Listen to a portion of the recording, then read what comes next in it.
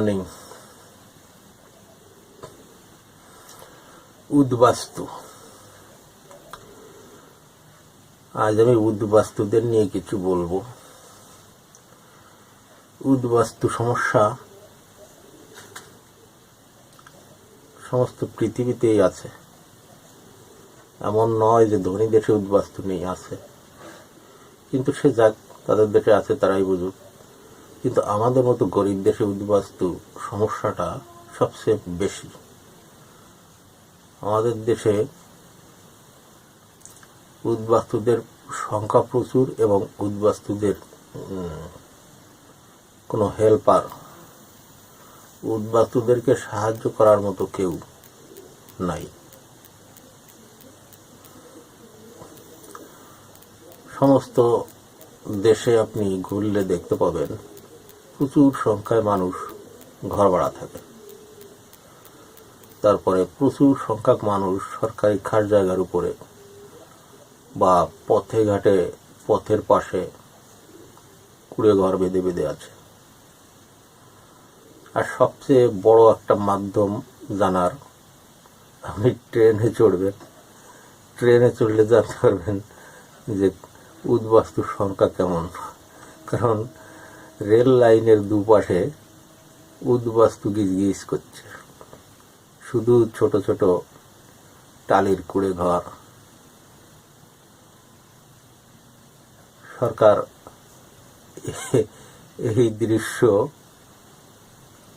এই দৃশ্য ট্রাম্পকে দেখাবেন না। ট্রাম্প আসার কথা ছিল ভারতবর্ষে, আমেরিকার প্রেসিডেন্ট ট্রাম্প।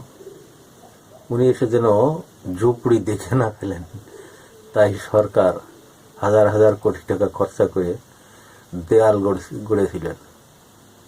দেয়াল গড়ে আটকে রাখবেন যেন দেখতে না পারে, দেয়াল দিয়ে আড়াল করে রাখবেন যে আমাদের দেশে উদ্বাস্তু আছে। আর উদ্বাস্তুদের যে কেউ নেই, সেই দৃশ্য যদি ট্রাম্প দেখে পেলেন, বড় কেলেঙ্কারির কথা।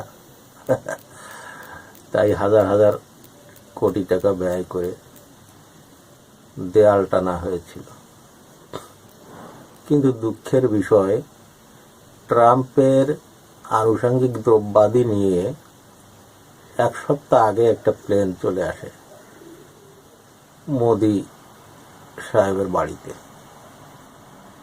তা যখন ওই প্লেনটা আসছিল, তখন ঠিক ওই ঝুপড়ির উপর দিয়েই প্লেন গেছে এবং ওই ঝুপড়ি দেখতে দেখতেই গেছে।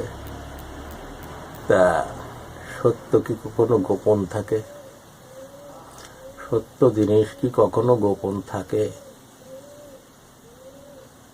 তো যাই হোক, সে কথা অন্য কথা। কিন্তু আমার কথা হচ্ছে, এই হাজার হাজার কোটি টাকা ব্যয় করে দেয়াল না দিয়ে যদি হাজার হাজার কোটি টাকা তাদেরকে বন্টন করা হতো, যে তোরা 5 দিনের মধ্যে ঘর বেঁধে ফেলবি, যেন ভালো ঘর, যেন ট্রাম্প দেখতে না পারে, তো তাহলে কি হতো? ওই দেয়ালের টাকা তো ফালতু গেছে, কোনো অর্থ নেই। আর সেই ফালতু টাকাটা যেত না, আর মানুষও উপকৃত হতো এবং ট্রাম্পও দেখতো যে না, এখানে সব চকচকা ঘর আছে। তো এই হচ্ছে, জানি না, বুঝি না, রাজনীতির খেলাধুলা। যাক, ওরকম কথা আমি বাদই দিলাম। তা এই যে উদ্বাস্তু রেল লাইনে, রেল গাড়ি একটা মানে গণমাধ্যমের মতো, যে সংবাদপত্র বা টেলিভিশনে আপনারা যেমন কোনো কিছু প্রচারিত হলে দেশ থেকে বিদেশ পর্যন্ত সবাই তা দেখতে পারেন, গণমাধ্যম। তা ট্রেনও একটা গণমাধ্যম ঠিক ওরকম। তাতেও দেশের আবাল বৃদ্ধ বনিতা, দেশি বিদেশি সবাই ট্রেনে চড়ে, এবং ট্রেনে চড়লেই জানালা দিয়ে তাকালেই দেখতে পাবেন উদ্বাস্তু। জানালায় তাকালেই দেখতে পারবেন যে কি আছে ট্রেন লাইনের দুই পাশে, উদ্বাস্তু। তো যাই হোক, এই যে উদ্বাস্তু সমস্যা, এ একটা প্রচন্ড সমস্যা। মানে সমস্যা অন্য কারো না, যারা উদ্বাস্তু তাদের সমস্যা। তাদের সমস্যা কি? তারা প্রতি বছরই শোনে যে এই তো ঘর দিচ্ছে, বাড়ি দিচ্ছে। তারা যাচ্ছে সরকারি দপ্তরে, গেলে বলছে কি যে তোমার জায়গা, যে জায়গায় বাড়ি নেবে, ঘর নেবে, সে জায়গাটা কই, দলিলটা দেখাও। আমার তো দলিল নেই। তো দলিল নেই তো তুমি পাবে কি? ঘোড়ার ডিম? যাও, তুমি কিছু পাবে না। তাহলে চিন্তা করুন যে যার কিছু নেই সবচেয়ে সমস্যাগ্রস্ত হচ্ছে সেই। যার একটু মাটি আছে কেনা, একটা দলিল আছে, 2 কাঠা জায়গা কেনা আছে, তার তো অন্তত ঘর ভাড়া দিতে হচ্ছে না, সেখানে একটু ঝুপড়ি করেও সে থাকতে পারবে। কিন্তু যে উদ্বাস্তু, সে কি করবে? যে উদ্বাস্তু, বাস্তু নেই, সে কি করবে? সে লোকের বাড়িতে ভাড়া থাকছে, যত সামান্য ইনকাম তাতে ঘর চলে না, আবার ঘর ভাড়া দাও।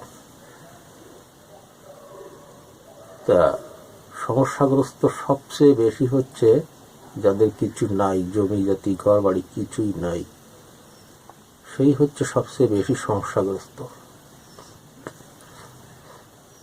তা যাদের জমি আছে তাদেরকে ঘর দেয়া হচ্ছে, তা তাদেরকে না দিলেও চলতো, তারা ঝুপড়িতে আপাতত থাকুক, কিন্তু যাদের নেই তাদেরকে আগে দাও। কেন রেল লাইনের দুপাশ দিয়ে টানা ঝুপড়িঘর থাকবে? এটা তো একজন বিদেশি লোক ট্রেনে ভ্রমণ করলে সেখানে সে দেশের ঐতিহ্যটা চোখে দেখে, দেশের যে পরিস্থিতিটা সে চোখে দেখে নিয়ে যাচ্ছে তার দেশে, তার চোখে মেমোরি করে নিয়ে যাচ্ছে দেশে, এবং দেশে গিয়ে গল্প করছে যে ভারতবর্ষে গেছিলাম, তো তার চেহারা দেখলাম এটা উদ্বাস্তু। তা এইসব লোক অন্তরে তো আশা জাগে যে ঘর দিচ্ছে সরকার, যে একটু ঘর পাই কিনা। তো যায় সরকারি দপ্তরে, গেলে বলে কি, দেখি তোর মাথায় তেল আছে? আছে, তাহলে তুমি আরো তেল পাবে, চিন্তা নেই, বাড়ি যাও, তেল আরো পাবে। এই তোমার মাথা দেখো, তেল আছে? না না, তেল কোথায় পাবো? তেলের বোতলই নেই আমাদের, তেল কোথায় পাবো? আমাদের তেল নেই, মাথায় তেল নেই। তো তাই না, তাহলে তুমিও তেল কিছু পাবে না, তুমি যেতে পারো। তা এইসব উদ্বাস্তু সরকারি দপ্তরে গিয়ে এই উপহার পাচ্ছে যে তেলের মাথায় তেল, যার মাথায় তেল নেই তার তেল নেই। হ্যাঁ, এই হচ্ছে উদ্বাস্তুদের সমস্যা। আরো সমস্যা আছে। একে তো উদ্বাস্তু তাদের নিজস্ব ঘর বাড়ি নেই, থাকে সরকারি খাস জায়গা বা গাড়ি ঘোড়ার রাস্তার পাশে। তা সেখান থেকেও পুলিশ নাকি মাঝে মাঝে এসে তাদেরকে উচ্ছেদ করে। ভাবতে পারেন যে এই সমস্ত অসহায় মানুষের প্রয়োজন সাহায্য, তা সেখানে যদি আবার উচ্ছেদ করে পুলিশ, সরকার যদি উচ্ছেদ করে, তো এদের চেয়ে আর অভাগা কেউ আছে? তা কি বলবো, অভাগারা, তোমরা খানিকটা সচেতন হও, এছাড়া তো আর কিছু বলতে পারি না। যে তোমরা খানিকটা সচেতন হও, এই নরক থেকে কিভাবে বেরিয়ে যেতে পারো সেই চিন্তা ভাবনা করো। আর ইয়ং জেনারেশনকে বলি, এই যারা উদ্বাস্তু তাদের ইয়ং জেনারেশনকে বলি যে ওই বিয়ের জন্য নিকির একটু কম করো। হাতে নেই পয়সা করি, নেই বাস্তু হারা, অর্থ হারা, তুমি এখন বিয়ে করবে। কি ভরসা তোমরা বিয়ে করো, দুজনে খেটে কমায় খাবো, তাই তো? তাই দুজনে যে খেটে খাবে দুইজনের যা চেহারা নিয়ে বিয়ে করে খাটতে যাবে, পরিশ্রম করতে যাবে, একদিকে স্বামী খাটবে, একদিকে স্ত্রী খাটবে, দুজন দুদিকে খাটতে খাটতে সলিতা সার হয়ে যাবে, সলিতা সার। অদিদি ললিতে পারি না চলিতে, অন্ধকার গলিতে দেনা একটা সলিতে। তো তখন সলিতেও তোমার চেয়ে নিতে হবে, এমন অবস্থা তোমার সলিতা সার হয়ে যাবে। তা বলি যে ধৈর্য ধরে ইনকাম করো, তাই থেকে সঞ্চয় করো, সঞ্চয় করে এই নরক থেকে বেরিয়ে যাওয়ার চেষ্টা করো। সঞ্চয় করো করে কোথাও একটু জায়গা কোনো রকম নিতে পারো কিনা, যেখানে অতি সস্তায় জায়গা জমি পাওয়া যায়। একটু জায়গা জমি নেও, তারপরে হাতে দুটো পয়সা নাও, হাতে দুটো পয়সা সঞ্চয় করো, তারপরে বিয়ে টিয়ে করো। আর যদি তা না পারো তা বিয়ে করতে যেও না, কারণ বিয়ে করে যে সুখ রচনা তুমি করেছ অন্তরে, অন্তরে যে সুখটা রচনা করেছ, বিয়ে এমন একটা জিনিস, বিয়ের আগে মনে হয় মানে কি জানি একটা মধু, কি জানি একটা অজানা সুখ শান্তি, চরম সুখ শান্তির জগৎ বিবাহিত জগৎ, এইটা সবাই ভাবে। কিন্তু বিবাহের পরেই জগৎটার পরিচয় পাওয়া যায় যে কতটা সুখের সেই বিবাহিত জীবন।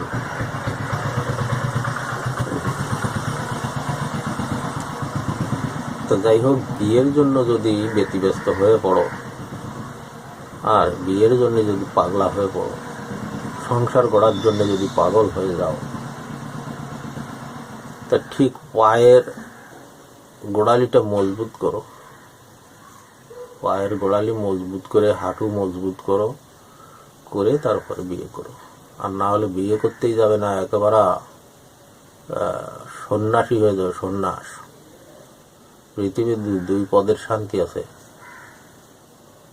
দুই পদের শান্তি। এক পদের হচ্ছে সংসার জীবনের শান্তি, এক শান্তি হলো নববধূ বা নবস্বামী, দ্বিতীয় শান্তি হচ্ছে সন্তান। আমার একটা মেয়ে, আমার একটা ছেলে, এই কথা ভাবতেই অন্তর ভেঙে যায়। কারণ ওই আমার একটা ছেলে আছে কি আমার একটা মেয়ে আছে, এটা ভাবলেই অন্তর ভেঙে যায় যে আমার গৌরবে গৌরবে অন্তর ভেঙে যায় যে হ্যাঁ, আমার একটা ছেলে, সে কানা হোক কোড়া হোক, আমার ছেলে, আমার মেয়ে। তো একটা বিশাল শান্তি। তো যাই হোক, এই একটা সাংসারিক শান্তি।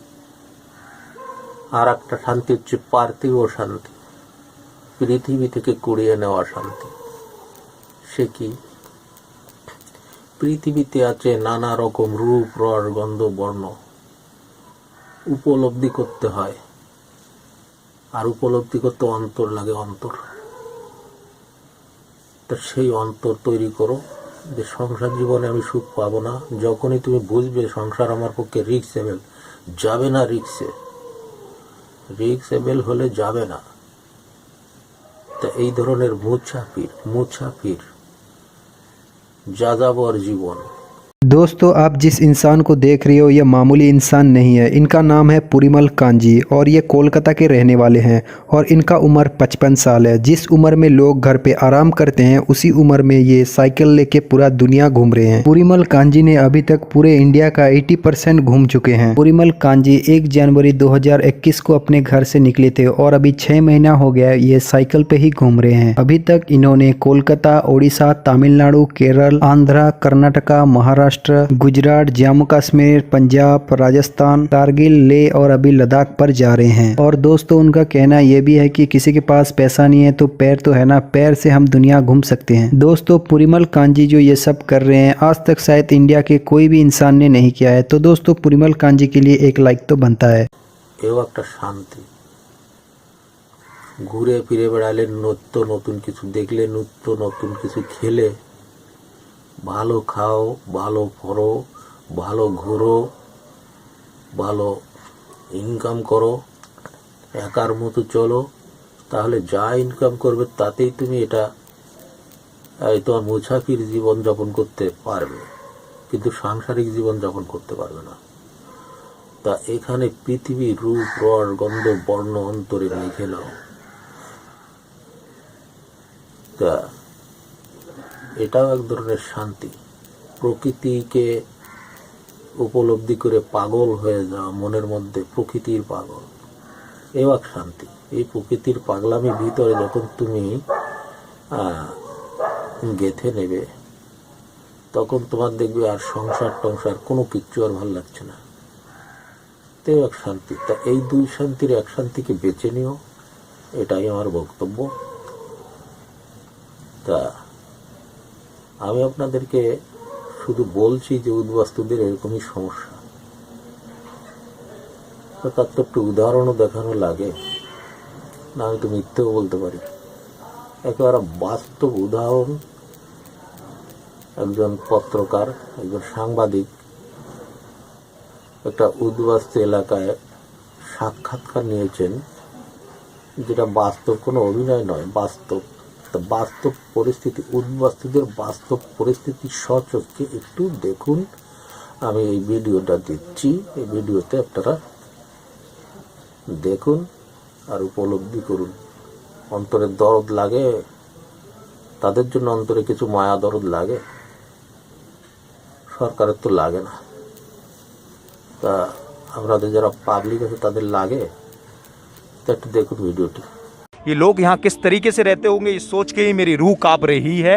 यहाँ पूर्ण रूप से मच्छरों का व्यापक भंडार है, चारों तरफ मच्छर है, मच्छर अभी भी मुझे काट रहे हैं। लेकिन ये सोचना ज़रूरी है और हमारे हुक्मरानों से ये पूछना ज़रूरी है कि गरीब होना क्या इनकी गलती है।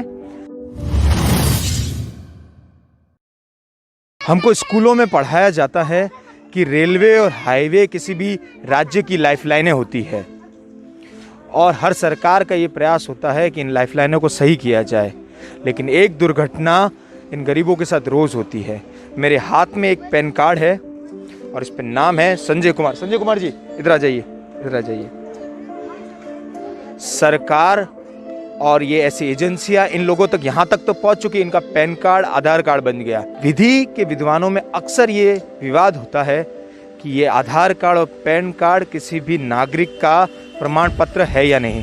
खैर, इस बात को छोड़ के फिलहाल हम यहाँ इन लोगों की समस्याओं को समझ लेते हैं कि क्या समस्या है इनके पास, क्या इनका पेशा है और क्या इनके पास रहने की व्यवस्था है। तो आइए संजय जी, पहले तो अपने बारे में बताइए, आप कितना पढ़े हैं? मैं BE पार्ट 1 तक पढ़ा हूँ और मैं बिहार से एजुकेशन किया हूँ। और हम लोग यहाँ करीब से करीब यहाँ पर आने में हम लोग को 5-6 साल ऐसे हो गए जी। तो यहाँ आप काम क्या करते हैं अभी? हम लोग कान सफाई करते हैं जी। तो संजय जी, यहाँ आसपास जितना माहौल है, लोग आते तो होंगे, पुलिस आती तो होगी आप लोगों को भगाने के लिए या किसी प्रकार से? नहीं, मतलब पहले आते थे, अब नहीं आते हैं यहाँ पर। जब से लॉकडाउन हुआ है तब से नहीं आते अभी। यानी पिछले 6-7 महीने से पुलिस का किसी ने, तो कोई कर्मचारी आए हैं कोई आपको यहाँ से कुछ देने के लिए, वितरण करने के लिए, ऐसा कुछ? नहीं, मतलब ऐसे चावल वावल तो देने के लिए आए, पर यहाँ जो रहने के लिए जगह है वो रहने के लिए जगह तो नहीं दे रहे जी। आप देख सकते हैं कि यहाँ पर बहुत सारे बच्चे हैं, 15 दिन से लगाकर या 15 साल तक के बच्चे हैं, लेकिन सरकारों द्वारा जिस प्रकार की सुविधा इन्हें मिलनी चाहिए वो इन्हें मुहैया नहीं कराई गई है। पर बच्चा लोग को तो अभी बच्चा लोग को टीचर सब आ रहे पढ़ाने के लिए। हाँ, इंजॉय पार्टी सब आ रहे पढ़ाने के लिए। हाँ, अभी वो लोग को तो बच्चा लोग को स्कूल में नाम भी लिखा दिया गया है। बच्चा लोग को पढ़ाई भी, स्कूल में भी जा रहे हैं अभी और यहाँ पर ट्यूशन भी पढ़ा रहे हैं।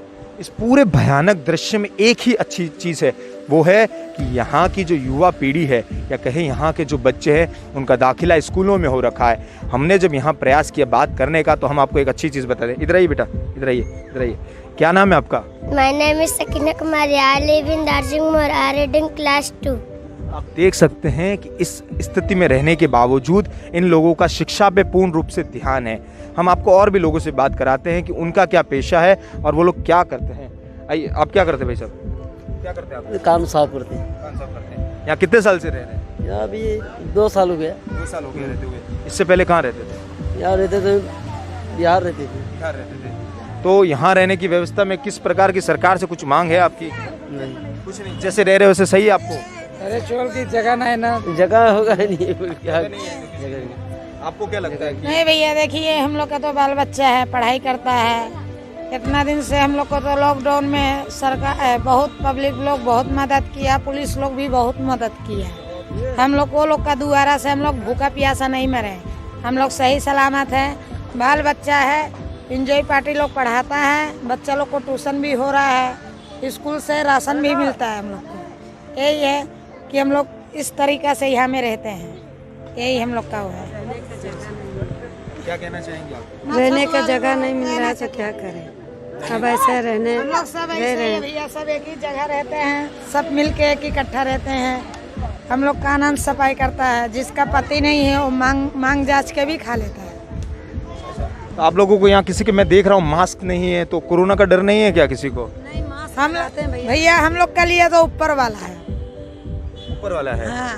तो मास्क कोई नहीं पहनता यहाँ पर? नहीं पहनता है, बाहर निकलने से पहनता है, बाहर जाने से पहनता है। बाहर जाने से पहनता है। अभी मैं देख रहा हूँ यहाँ किसी ने नहीं पहन रखा है। देखिए इतना बड़ा महामारी खत्म हो गया है, हम लोग को एक आज तक नहीं आया है। खत्म किसने कहा आपको कि कोरोना खत्म हो गया है? देखिए अब ऊपर वाला है, उसका मर्जी है, अब क्या बोले। प्रधानमंत्री मोदी ने कहा है कि जब तक दवाई नहीं तब तक ढिलाई नहीं। आप लोगों ने सुना होगा। हाँ। चलिए दूसरों से बात करते हैं कि उनका क्या कहना है। आप कुछ बोलेंगे? हम नहीं बोलेंगे, ये लोग तो आप यहाँ जो इतने साल से रह रहे हैं, कैमरा ऑन होने से पहले तो आप बोल रहे थे डरिए मत, तो आसपास जो गंदगी है जैसे पानी है उससे मच्छर होते हैं, उसके लिए कुछ सरकार या आप क्या करते हैं फिर? नहीं भैया, ये मच्छर का लिए तो एक आते हैं दवाई डालने वाला ना, जो धुआं सब डालता है वो सब डाल के जाता है। अच्छा, वो डाल के जाता है। हाँ, तो कोई बीमारी हमारी दुख तो नहीं है। पहले ही है ना कि इतना साल से रहते हैं इधर में हम लोग। बारिश के समय क्या करते हैं जो आपके? हाँ भैया, बारिश में इतना न पानी हो जाता है, फिर भी मट्टी ऊंचा करके हम लोग है। अरे अपना जगह जमीन तो है नहीं कि अपना जगह जमीन हो, कुछ घर द्वार बना सके, ये तो है भी नहीं। और हम लोग तो है गरीब लोग, आज अभी कमाते हैं, शाम खाते हैं, शाम खाते हैं तो सुबह नहीं खाते। हम लोग गरीब लोग हैं, क्या करेंगे। एक टाइम मिल जाए तो बहुत ऐसा। हाँ बहुत। लेकिन जब बारिश में आप लोग तो ऊपर रह लेंगे, बच्चों का क्या? जो बच्चे छोटे जैसे हम रहते हैं वैसे बच्चे लोग भी वही पानी में गल गुल के रहते हैं। रहते हैं। इस प्रकार से रहते हुए सरकार से आपने किसी प्रकार की मांग की अपेक्षा नहीं की? जब भी पुलिस आपको यहाँ से भगाती है तो फिर आप लोग कहाँ जाते हैं? कहाँ जाते हैं भैया, झोपड़ी तोड़ लेता है, सामान लेके बगल में बैठ जाता है, फिर पुलिस चला जाता है, फिर झोपड़ी लगा लेता है। मतलब वो चाहे तो वापस लगा ले, ऐसा? हाँ, तो क्या करे, कहाँ जाए बताइए। अगर अपना जमीन होता, अपना जगह होता, अपना घर द्वार होता तो चलो इधर से भगा दिए, अपना घर में जाके रह जाते। ये आपका आधार कार्ड है? नहीं, ये मेरा नहीं है, मेरा पति का है। तुम्हारे पति भी तो आपका है? हाँ हाँ। अच्छा, राजेंद्र जी क्या करते हैं? राजेंद्र जी कान सफा करता है। हाँ। तो यहाँ ज्यादातर लोगों का पेशा यही है। हाँ भैया, यहाँ कितने परिवार है टोटल? यहाँ भैया 40 घर से ऊपर हो गया, 1-2 घर। और कितने लोग होंगे? 100-200 लोग होंगे। हाँ हाँ, कच्चा बच्चा पकड़ लो हाँ। तो शायद हो सकता है। हाँ। ये जितने बच्चे सभी स्कूल जाते हैं? हाँ, नहीं, सिर्फ 10 घर का बच्चे लोग जाते हैं स्कूल, ये लोग बाकी नया आया है। जो बाकी आदमी है वो लोग यूपी का है, वो लोग नया है। हम लोग पुराना आदमी, यहाँ में कम से कम 35 घर होगा पुराना, अब बाकी तो नया आदमी है, वो लोग का बच्चा स्कूल नहीं जाता है। हम लोग का 10 बच्चा स्कूल जाता है। 10 मतलब घरों में से सिर्फ 10 बच्चे ही? नहीं, 10 घर का बच्चा हाँ स्कूल जाता है।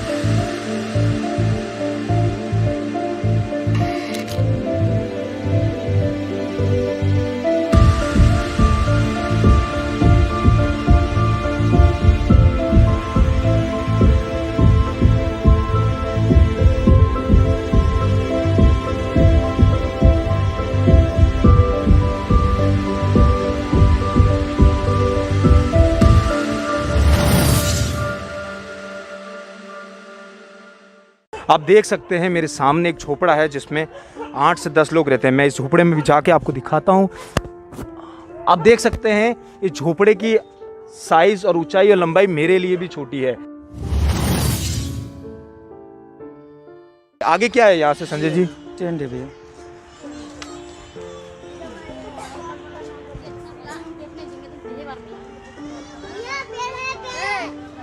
थर्ड से।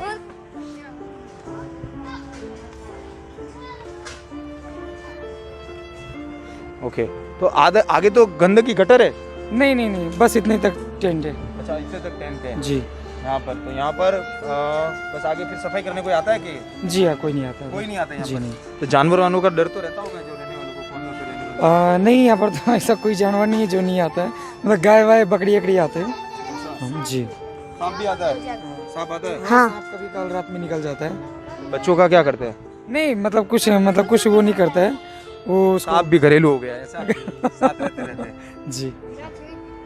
खैर, देख के तो अच्छा लग रहा है कि आप इस तरीके से रहते हैं। उम्मीद है कि हमारे कुछ वीडियोस सरकार के नुमाइंदे देखने पे आप लोगों के लिए कुछ कर सकें, क्योंकि हम पत्रकारों का यही काम होता है कि क्या कह रहे? एक मिनट रुकिए।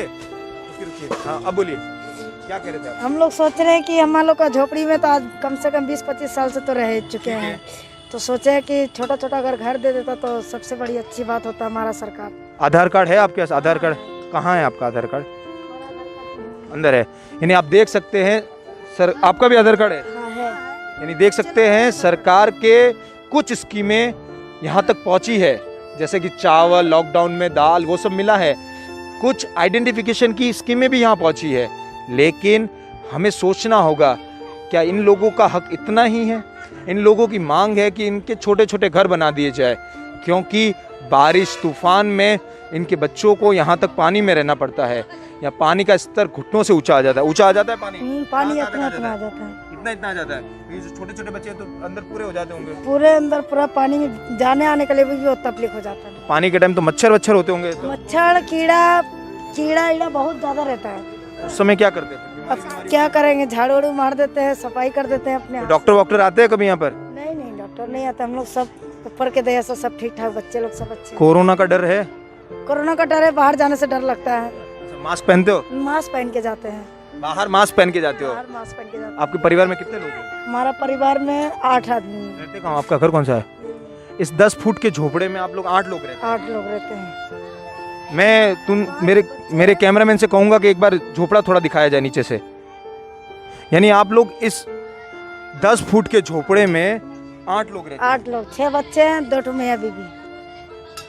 तो कैसे लोग रहते हैं आप लोग इसमें? कैसे रह सकते हैं? अब ऐसे यहाँ तक बिछाते हैं, 2 हमारे लोग पति पत्नी इधर सो जाते हैं, बच्चे लोग को उधर में सुता देते हैं। इस तरीके से तो तकलीफ नहीं होती? तकलीफ तो होते हैं, तो लेकिन क्या करेंगे, अब कोई भी एडजस्ट करके सो जाते हैं। संजय जी, तो यहाँ पर आयमन सभी के इतने परिवार में लोग हैं और सभी इसी तरीके से सोते हैं? जी।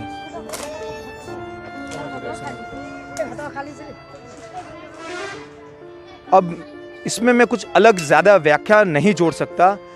हमें ये सोचना होगा कि हमारे इस मैन पावर में कितनी लेयर है, क्योंकि ये लेयर बाय लेयर अब जब हम देख रहे हैं तो यहाँ अलग अलग समस्या है। अगली बार हमें हमारे पॉलिसी मेकर्स और समाज सेवियों से कुछ पूछना होगा कि उनका कोई भी सार्वजनिक कदम इन लोगों की जिंदगी पर क्या असर डालता है, क्योंकि ये लोग हमारे इस देश के उतने ही नागरिक हैं जितने आप और मैं हैं, और इन्हें वो सारी मूलभूत सुविधाएं मिलने का अधिकार है जिन्हें हम और आप गर्व से इस्तेमाल करते हैं। इनके पास ना तो गैस है, ना किसी प्रकार की मेडिकल सुविधा है, उसके बावजूद ये लोग अपना जीवन यापन कर रहे हैं। इधर आइए। कल ही थे ना आप, हम आए जब आप थे। अब क्या खाना था? केक खाना था ना आपको? हम आपके लिए लेके आए हैं। कैमरे में देखिए एक बार, कैमरे में देखिए। कौन से स्कूल में पढ़ते हो? कौन सी क्लास में पढ़ते हो? नहीं पढ़ रहे। आप पढ़ाई नहीं करते? संजय जी, जो लोग पढ़ाई नहीं करते वो लोग फिर ये लोग मतलब नए आए हैं अभी। अच्छा, नए आए हैं। कितना टाइम हुआ है? मैक्सिमम 2 महीना हो चुका है। 2 महीना हो जी। चुका है। इससे पहले कहाँ थे ये लोग? ये लोग पहले यूपी में थे। जी। ये बच्चा कल हुआ है? कितना टाइम हुआ इस बच्चे को? 11 बजे सोम का हुआ। सोमवार को हुआ है, यानी आज शुक्रवार है तो 5 दिन होने आए हैं, यानी 5 दिन हुए। अब इसको कैसे खिलाएंगे पिलाएंगे, कैसे करेंगे आप? बदवा का काम। हाँ? मांग के खिलाएगा। कितने बच्चे हैं आपके पहले? और 2 बच्चे हैं आपके। आपका घर कौन सा है? परिवार में कितने लोग हैं आपके? परिवार में कितने लोग हैं? 4 जन। 4 जन हैं आपके।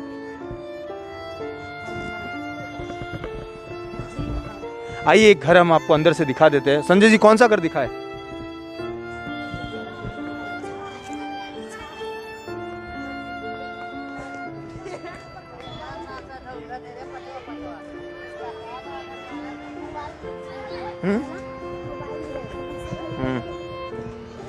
मोबाइल इस्तेमाल करते हो?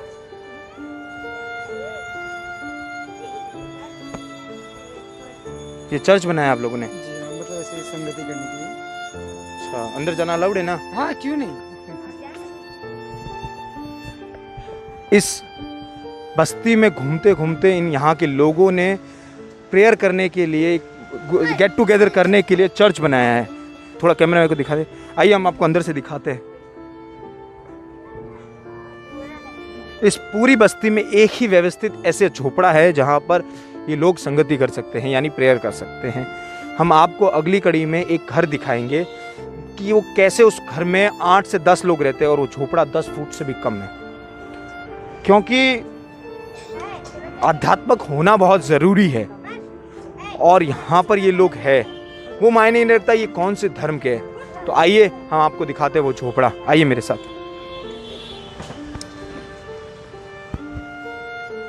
आइए वो झोपड़ा दिखा देते हैं।